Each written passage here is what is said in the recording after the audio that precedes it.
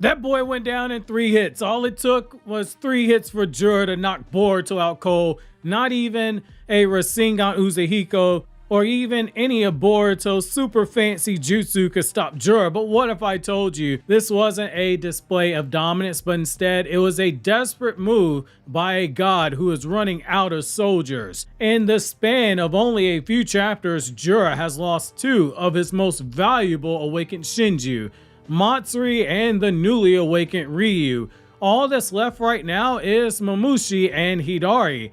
And while they are absolute monsters, even monsters get overwhelmed. And for as big of a monster as Jura is, he finds himself having to go back to formula. If you're a 90s babies like myself, then you remember that from the Spider-Man movie, the first one, Tobey Maguire. Jura is in his Green Goblin era, basically. And with Boruto still alive, Kawaki power boosted, and Sarada likely about to have a rematch and possibly defeat Hidari, the question isn't if Jura will rebuild his army, but instead it's gonna have to be asked by us as readers, how fast could he rebuild his army before he is the last Shinju standing, the last real Shinju alive? Join me in today's newest Naruto Explain video, where we take a look at the dire straits that Jura finds himself in and why Jura might very well be on his last leg, both literally because Boruto cut one of his legs off, but also figuratively in the narrative. So let's take a look at Jura's current situation.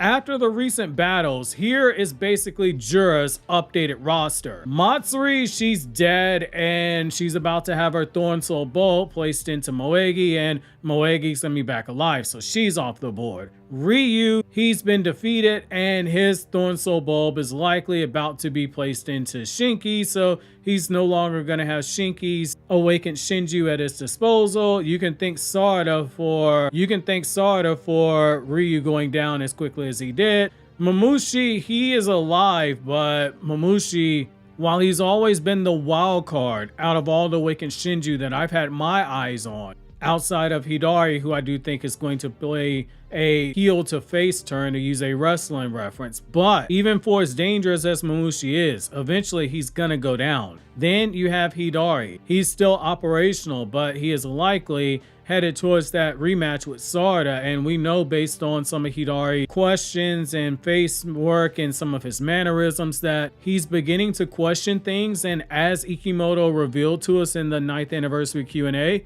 all of those Shinju, their actions and personalities, they are the truest reflections of the people they're made from. They're a reflection of what's deep inside, which means that Hidari being made from Sasuke does mean we have to pay attention to his next interaction with Sarada.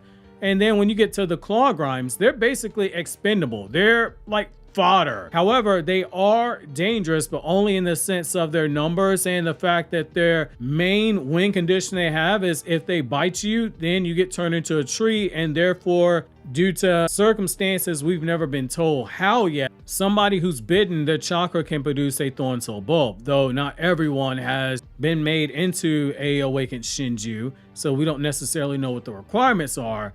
But there is a strong possibility if you get bitten, you're going to get sealed into a tree. So they're still dangerous, but as we saw, they're not necessarily the strongest things out there. On paper, Jura looks threatening. He's extremely strong. He is him.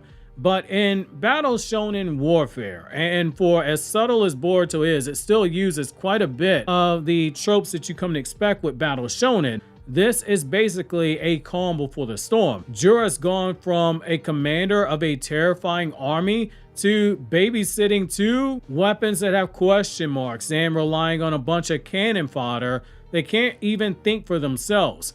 The walls in so many ways are closing in, assuming of course that Boruto and Kawaki don't kill him in this battle, which I don't think is going to be the case, but we have to throw that out there. Now this brings me to why Jura attempting to rebuild his army does make sense, and we're going to do this a little bit differently than how I would normally do it in a video. We're going to look at pros and cons. So let's look at the pros of Jura rebuilding his army. And I want to do it in this way to just make it abundantly clear for the too long didn't watch audience who just sees the title and thumbnail and assumes that this is a prediction.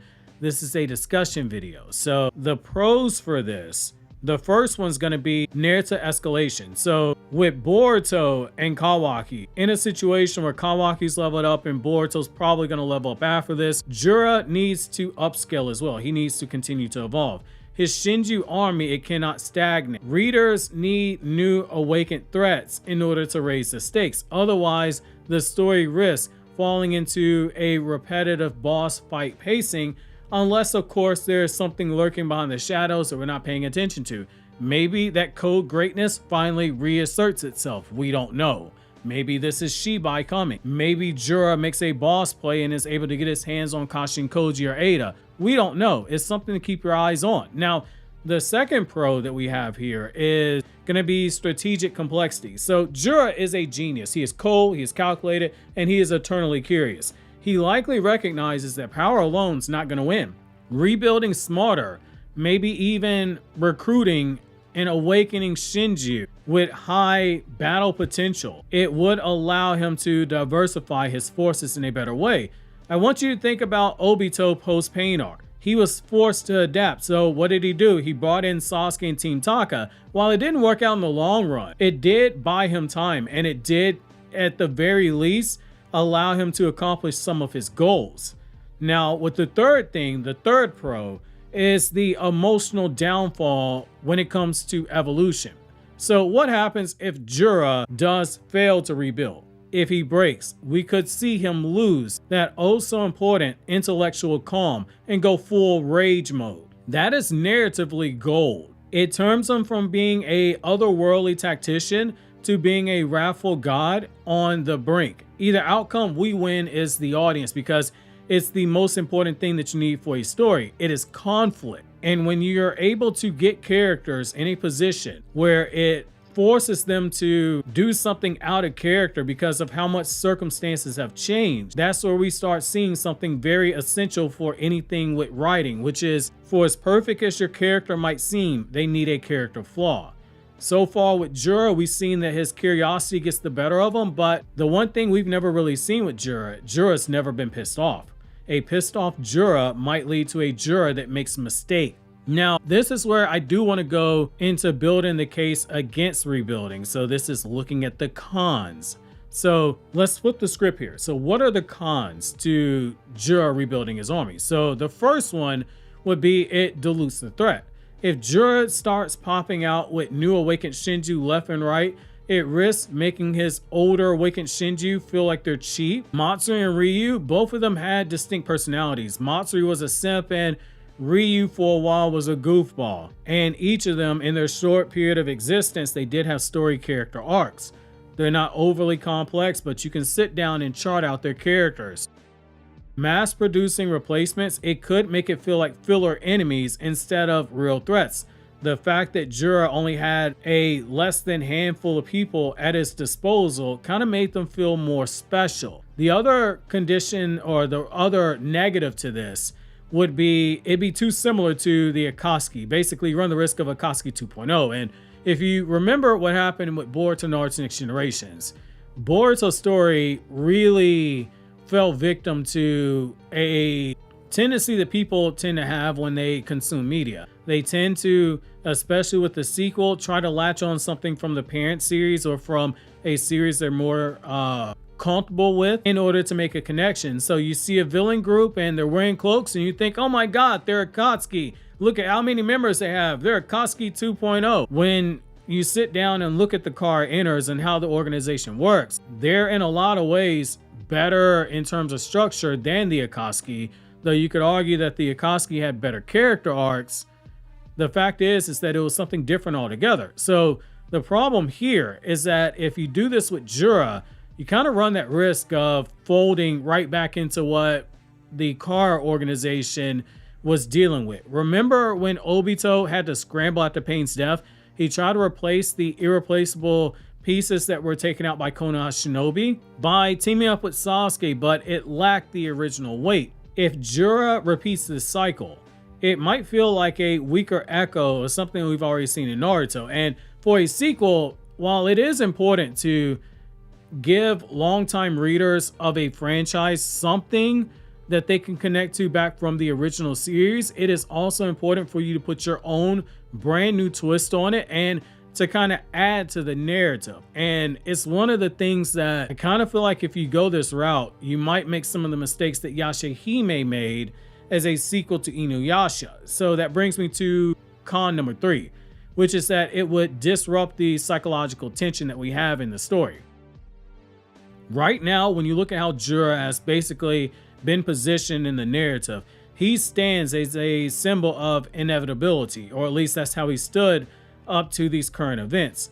We do know at the very least Boruto and Kawaki have to team up to take him down, but Jura has been built up as a godlike threat. He's been built up as a god who doesn't necessarily need an army to win. Kashin Koji said, if you piss him off, nobody's surviving. The fewer pieces that he has, the more suspenseful every move becomes. You could argue the angrier he's going to become. And that is something that Kashin Koji is trying to avoid. He was very specific. Do not piss this guy off. If he becomes just another general who is building an army with pawns, rebuilding an army with pawns, that runs the risk of him going into a godlike isolation and doing it in a way where it takes away from his aura, and that's some of his arguably scariest traits that he has. To use another example from one of my favorite series, Jura's situation is kind of like what you had with Father and Hohenheim from Full Metal Alchemist. Father was isolated and you had the whole build up to that battle that was taking place. It's because we didn't see him directly mixing it up every single time, and it's because we didn't see him do anything overly desperate until towards the end of his defeat. It made him feel like a utter monster. I think you have to take the same approach here that you have with Jura. And the other thing we have to look at here, this is not a con, but the other thing we have to look at is how this kind of in a way does mirror what we had with Obito and Akatsuki. To kind of piggyback on the previous point, as a sequel, you do want to throw readers of a long-term franchise a bone that they can sink their teeth into. So Obito and Jura, his current position, it kind of mirrors Obito. Obito lost his main fighter. Zetsu was unreliable. Kisame, he remained loyal, but Kisame alone, he wasn't going to win the war that was looming. Desperate, Obito allied with Team Taka. Those bonds were temporary and they were shaky at best because Sasuke understood, yeah, we can't trust this guy, and Obito's like, I'm going to gaslight and use this guy. It was doomed for failure. Now let's look at Jura. Matsuri and Ryu, they're gone. Hidari will likely fall to start at some point. Mamushi, his loyalty, I'm gonna wonder whether or not you can question it because he is named after the most venomous snake in Japan. And he does seem like he is fixated on Ada, which means he may go down to Damon. We don't know. The claw grimes, they're tools. They're not necessarily allies. It's like a ninja looking at his kunai and saying, that's my best buddy right there. No, that's a tool. You use it to kill people. Now, this could push Jura towards that edge. Like Obito, it may make him take a calculated gamble. It may make him form another alliance, forging something new.